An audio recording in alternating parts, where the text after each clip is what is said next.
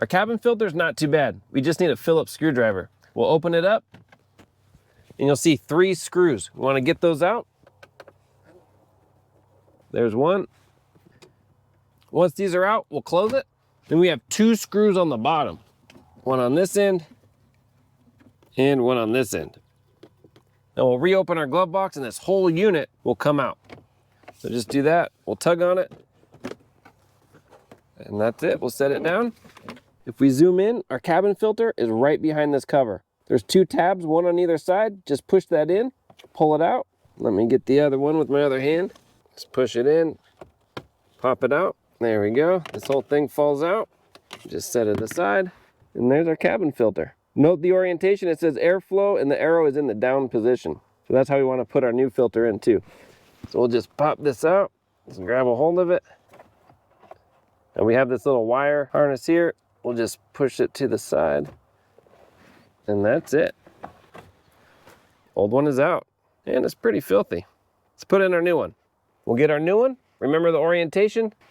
Then we'll slide it in. We'll get it past our electrical. It'll collapse just a little. Just feed it in, nice and gentle. If it's kind of crooked inside, just pull it out, kind of finesse with it, and then push it in. It should lay nice and flat, and that's it. We'll take our cover, just snap that on till it clicks. Perfect. Now we'll get our glove box, we'll put that in. I just want to show you there's a couple of clips that'll kind of snap it in place for us. So we'll just line it up, get it close, then we can just push. All right, now it'll hold it. I'm gonna get the bottom screws first.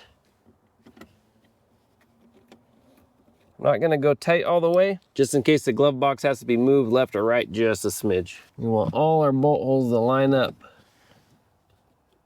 Now we'll open it, get these top 3. Now this last one, we'll just go ahead and snug everything down. You don't have to be crazy tight, but you wanna fill them bottom out. All right, close that. Finish up on the bottom. All right, that's it. Not too bad. We'll just clean this off, open it up, make sure it opens, closes, and we're done. Good job. Thanks for watching. I'll have links in the description for all the parts and tools used. If you have any questions, comments, post down below. We'll see you on the next one.